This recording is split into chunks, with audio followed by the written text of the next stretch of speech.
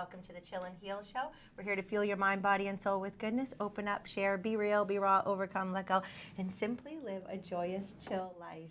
And I am super excited and so blessed to welcome Mike Morin on the show, New England broadcaster extraordinaire, husband, father, amazing guy. Oh my gosh, a true legend. You've lived a big, big life, 50 years in broadcasting. And he was the original chill man for the Chillin' Heal Show. So he helped me start the Chillin' Heal Show. Was, back 4 years ago? 4 years ago. So January 2022. Your birthday month. Yes, my birthday month. Yes. Oh my gosh. And look at what you've done since then. I mean, you've expanded to this. You've become civically engaged. Yes.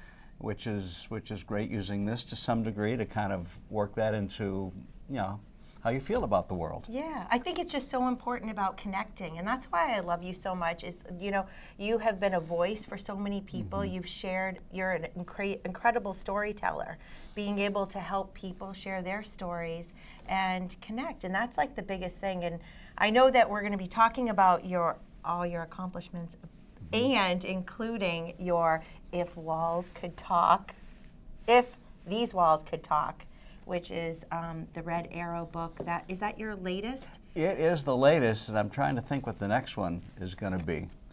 I like to write about local things that, as you say, connect. People can connect with.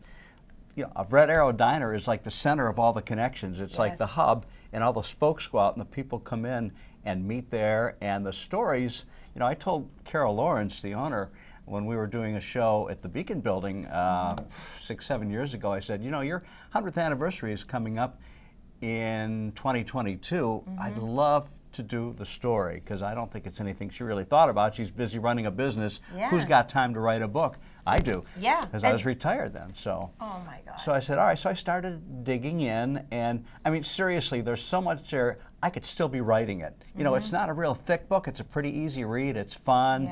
Yeah. It lifts people up, which is pretty much my whole deal when I write. And when I talk, I like to lift people up. They should feel good about themselves. I can feel it too, in everything that you do, which is just that's the most important thing, is lifting people up. Oh, it truly is, because sometimes people can't lift themselves up. Yeah. Because of the way they've been treated, or because people are just mean to them. Yeah. So it's nice I love talking to checkout people at the store and see if I can get a smile out of them. And, So with that, how do you like the self-checkouts? Because I avoid self-checkouts as much as possible, because I want to connect with someone. I like to talk with them for a few minutes, whatever. Yes. And for me, I'm at your service, so I'm always doing my own stuff. So I'm like, I don't know, I miss that connection. Yeah, I'm not a big self-checkout person either, unless I'm in a hurry or I'm at a store where there's like only one human being, and then they don't give you any choice. And the lines are so But good for Market Basket, because they have refused to do that part of it. They hire a ton of people. And in fact, I'll be going there in a couple hours today. So I like my weekly trip to Market Basket. Oh my God, I love it. And my girlfriend Jamie, Chill Girl Jamie. I remember Jamie, her son Landon just landed a job at Market Basket. Good for him. So it's just so great to see young generations still doing those important roles. Yes. And being gentlemen, carrying out the groceries and so it's forth, learning bagging it. People skills. People skills. Which is what a job like that will teach you. Yes, that's exactly it. I always say one of my best jobs ever was being a sandwich maker. Really? And you did that? connecting at D'Angelo's. No right way. Up on DW Highway. Right. Yeah, because you learn as a team how to connect with everyone, and then you're taking care of customers on a regular basis. It would be so full at the DW D'Angelo's. There would be tons and tons of people, and we'd be like, all right, would you like that number 9 tomato, pickle, onion, hot pepper, lettuce? Okay, your ham and cheese, is that small, medium, and large? We would roll, and we didn't have pens and papers. It was all memory, and we just did it. And it was just that, and we would count back the change. So now, you have to put in the actual amount, then, and I'm just like, for me, those little skills are actually huge skills in life. It's great that you mentioned that, because I grew up in Detroit, and I worked at McDonald's. Oh, I love it. for about a year and a half during college. And you're right, it was like hamburgers were 20 cents, a shake was 25, a fish fillet was 35. Oh my God, it's so pathetic that I still remember that. But I loved that job. I remember that we had a famous person that would come in, a DeLorean, the guy that built the DeLorean car that was in Back to the Future. He worked, Back to the Future. Yes, he worked across the street at General Motors where my McDonald's was, and he would come in occasionally with his sharkskin suit. He was like a big deal then, a big deal with the General Motors, and then of course he eventually left and started his own car business. But it was interesting. Everybody comes into places like that, like the Red Arrow. It's like you never know. You're going to have Adam Sandler come in, or you're going to have, well, every 4 years, every politician that wants to get elected. It's the whole, I guess I didn't hit that right. Oops, sorry about that. Oh, no. I didn't hit it's the D'Angelo's. They want you back, Chrissy. Let me see if I can remember their number. 623-9346. Really? That might be the number, 9346. Wow. Yeah, 9346. Those are little, do you remember your phone number from back when you were a kid? I do. You mean at my house? Yeah. Of course I do. Isn't that because, wild? you know, when you're 5 years old, there's not much else in your brain. There's plenty of room. Now, you know, I can't even remember what I did yesterday. You're not that old yet, but you'll get there eventually. No, I'm turning 56. I totally get it because it's like whirlwind. Yeah. And we all need to like slow down a little bit more, which is it's not it's hard sometimes. It is hard because you want to do so many things. Yeah. That's the deal. I mean, look at how busy you are. You're a business owner. You are an older person. You do all these things. Yeah. You can't slow down. It's not you. I know, and I do. I like to be on the move. Yeah, of course you do. Yeah. So don't worry about that. I mean, so just keep going, keep moving. Oh yeah. If we don't move, we're gonna. You know what? They're also finding out, because I am considerably older than you, that longevity. I don't believe it, because you look really good. Well, thanks. Great hair too. Yes, well, I can't take any credit for that. Except all right, who's your hairstylist? I do style it. Well, I'm sure you know him, Brett Sellingham. Okay. Yes. At what's it called? Yeah, right. Varnished. Yes, Varnished. See, you do forget these things. Great gentleman's place. It's wonderful, yes. and he's become a great friend over the last 20 years.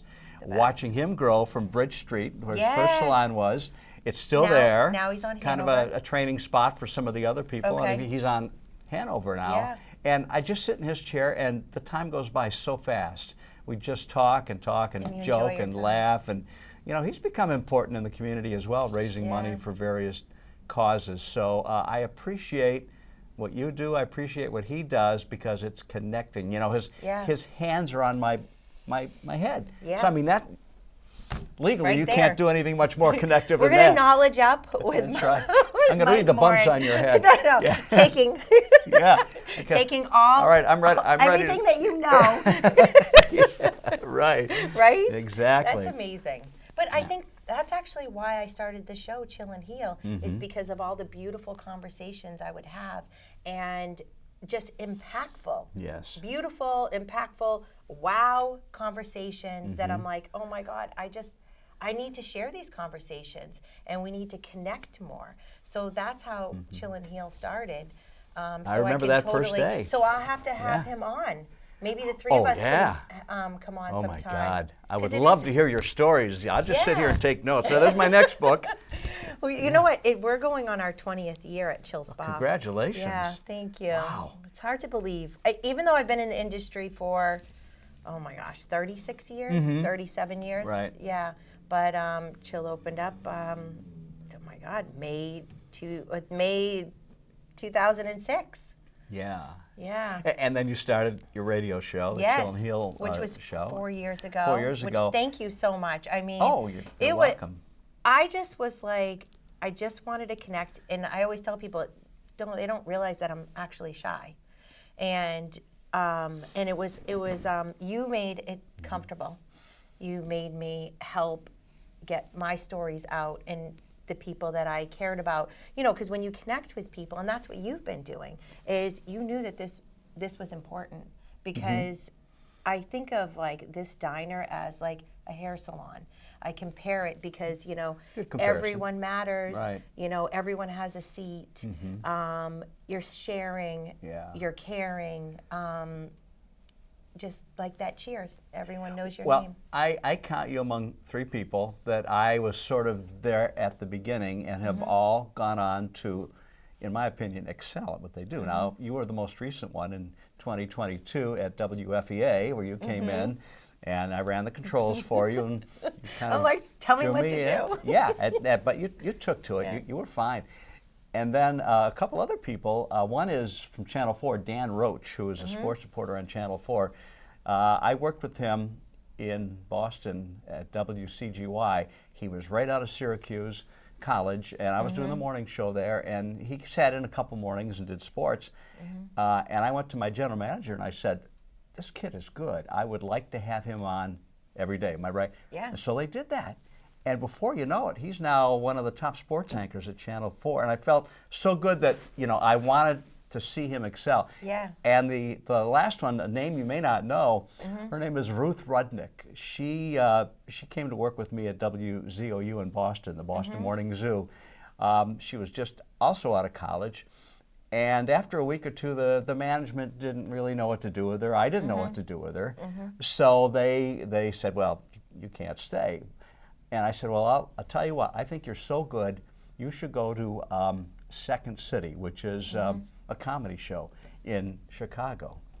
And just recently she told me that she took that advice and did that. She's since been in movies. Oh my God. She was on Curb Your Enthusiasm. She did a movie While You Were Sleeping. And she is living in California, and she reached out recently and said, if you hadn't suggested I do that, I'm not sure that I would have. So I'd like to see somebody that I have like a good feeling about as I did about you. Aww, and so you're in the three of my 3-star students. Thank you. Oh, that makes me feel so good, because I'm like, for me, I was like, I always wanted to show up, do my best. And, I have my own things, like, I'm not perfect at this, I'm not perfect at that, and I'm trying, you try and grow in certain ways and be more prepared and so forth. So I just really appreciate you so much. Well, my pleasure. Thank you for helping me get comfortable. Oh, you're not done. And showing up. you have more things to do. Oh, thank you. Yeah. Well, I hope to do more. My thing is, I just want all of us to, I don't know, I want to have more great conversations, more peacemaking, more love, and I think that with more open hearts and kindness and truth and good food, good music, good and events, all those things, it brings people together.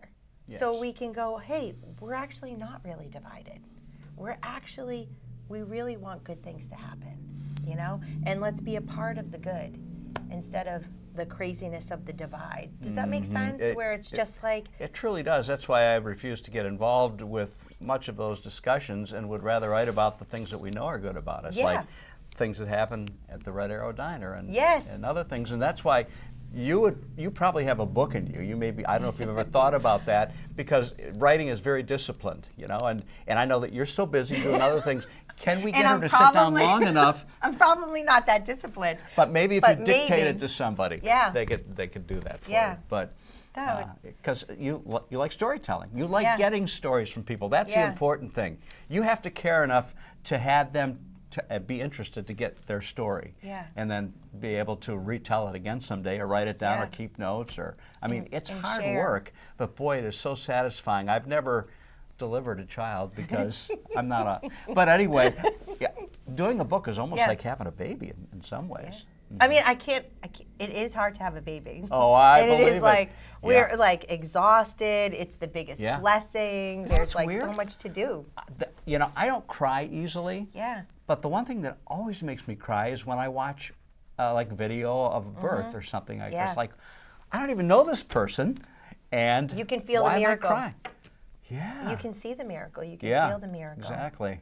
Life, it's such a blessing. It is. We have to make the most of it while we're here, so that we don't have regrets. Yeah. Now, I never believe people when they say, I don't have any regrets, because I think we all do. Yeah.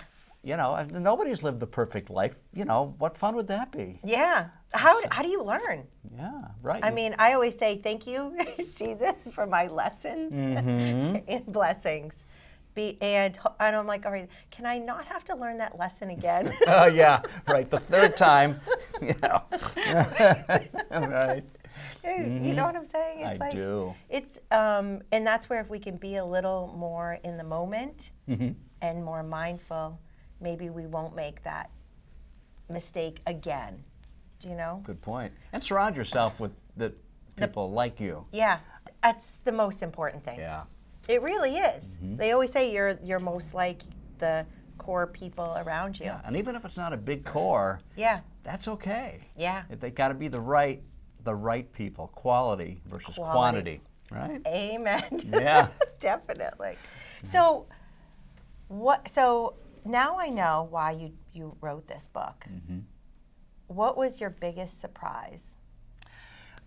I would say it had nothing to do with the restaurant as we know it. Yeah. The restaurant began in 1922 by a French immigrant by the name of David Lamontagne. David Lamontagne left Canada, where he grew up, because he was abused, sadly, by a priest at his school where he was going. And he hit the priest. Yeah.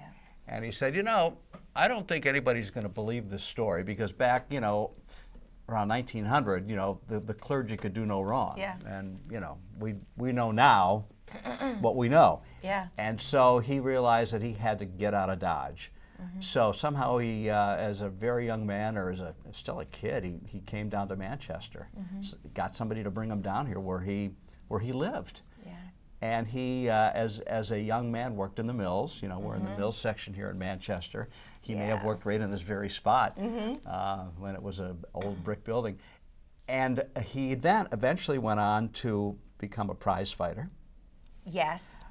You knew that? Yes. Really? Oh, Yeah. you read the book. I read the book. Oh! I didn't read the whole book. No. But I read, and I will continue because there's so much good information. Yeah. And there were so many little wows for me. Yeah. I was like, oh. And I love the, where there's tragedy, there's triumph. Yes.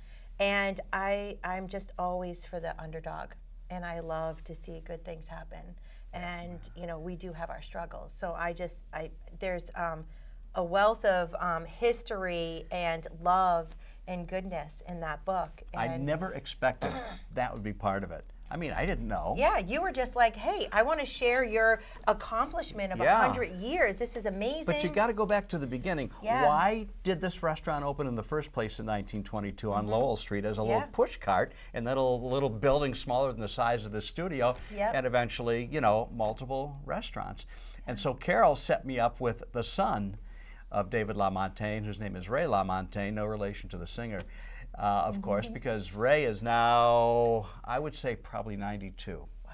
So at the time, he'd been in his late 80s, and he was just completely present, and he had all these stories. So I went down to his home in Connecticut and spent a day with him, just interviewing him, taking questions, recording comments, and I was just completely floored by all the people he knew. I mean, he was one of the founders.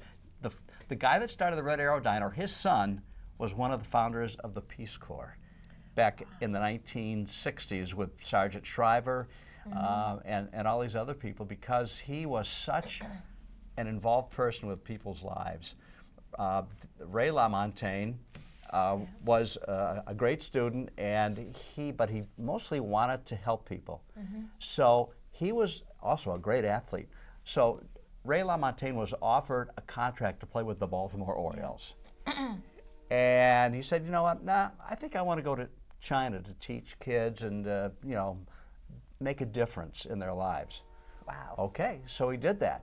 Meanwhile, somebody picked up that story. The New York Times wrote about how this guy who who didn't go to play for the Baltimore Orioles, and he went to do I hear the coal train going by? Yeah. No, but I'm sure you can't hear it, but it's like, I didn't think that thing still ran. I know. Anyways, sorry about that. So he ended up, the story in the New York Times was read by Eleanor Roosevelt, former First Lady. and she wanted to meet him. I said, I want to meet this gentleman who gave up a great baseball career and wanted to help people. And so she eventually connected him with Sergeant Shriver to start the Peace Corps. And it's like, who would have guessed that this humble little restaurant would have that kind of a people that started it? And of course, now we just know it as a place to go in and get some great food. Great food. And a fun mug, you know.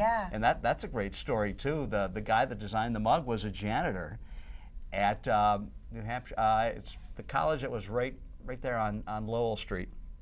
He worked the night shift. Was that Hesser? I don't. New England? No. New England College. Yeah, I should know that. After 5 years, you kind of forget some of the details. Yeah, totally. Well, there's so many details. Well, there are. And there's so many. He came over, and he and his buddy would sit at the counter every night. Now, we're talking probably in the 1980s. And one night, this guy, the janitor, very artistic, picked up a blank white cup, and he drew the face. Wow. And he started putting names on it of the people that worked there. And they loved that. Oh. And so the name of the mug guy is Mo, of course, after Mo Couturier.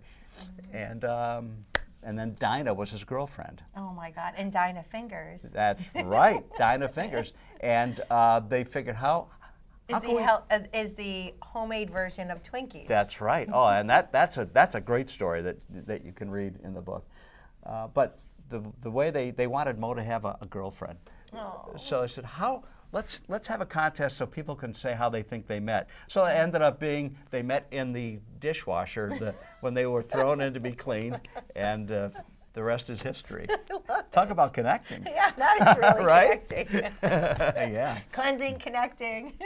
Yeah, right. Having so much fun. Yeah. Oh my gosh. So, I mean, those are the kind of stories that you just don't know. And big thanks to Carol Lawrence, who bought it in 1987 with her father's encouragement. And she made quite a difference in the community. You know, hers was the second non-smoking restaurant. Yes, you probably I read that, and that? I was just so blown away because that takes courage to make those decisions as a small business owner. It's like, holy moly, because you don't want to upset people, you don't want to lose people, but then what's the best? So that, beyond courageous. I remember that back then. You do? That was 1998. Yes, so it was a big almost 30 deal because years there were ago. some people that, some loved ones were like ripped about, you can't smoke here and here. Yeah. And they were like, ah. I want to say the first one was the Puritan, the first place in town. Don't quote me on that. But I know it was either first or one of them. Yeah. So Carol had been thinking about doing this, and the reason was that she had this guy named Randy Garber that wrote a newsletter about diners, and you never knew when this guy was going to come in and review your diner. It was like a big deal. We're talking in the 90s. It's like Phantom Gourmet. Yeah, kind of like that.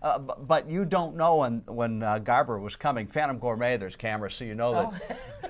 But you know when they're showing up. You know when they're showing up. So she found out, he visited and got the review and read it, and she was heartbroken. Yeah. He loved the food. Atmosphere was great. Couldn't stand the cigarette smoke. Yeah. So she took that to heart. Told her dad, her business partner, George, that she was going to, eliminate smoking, and he was not happy. Nor were the customers. You exactly nailed it. Yeah. When people don't like change. They were really upset. But what happens if you have smoking? You got somebody who's coming in, they're sitting at the counter. I don't want to be next to Well, someone not that's only that, they're not butts. spending any money. Right, that's because they're sitting there true. for 2 hours or whatever it is, Coffee and they and spent cigarettes. 50 cents. Yeah, exactly. Whereas you could have turned that spot over 3 or 4 times and made $100. Yeah, with their delicious pies. Oh my God. Oh my God, there's such a The big... heaviest pie, you can't lift it. You need a crane to pick that thing. Which one is that one? Oh my God. Probably the chocolate cream pie. Oh my God, so delicious. Oh yeah. What's your favorite food there? Oh gosh. Can you name one? That's really tough. I honestly haven't been there for a while, but I really like basic diner food. I mean, I like the burgers. Oh, I like their chili. I mean, there's so many good things, but I love the desserts. I have a sweet tooth. Can you see it in there? Yeah. I don't know about you. Do you have a sweet tooth? I have a wicked sweet tooth. Yes.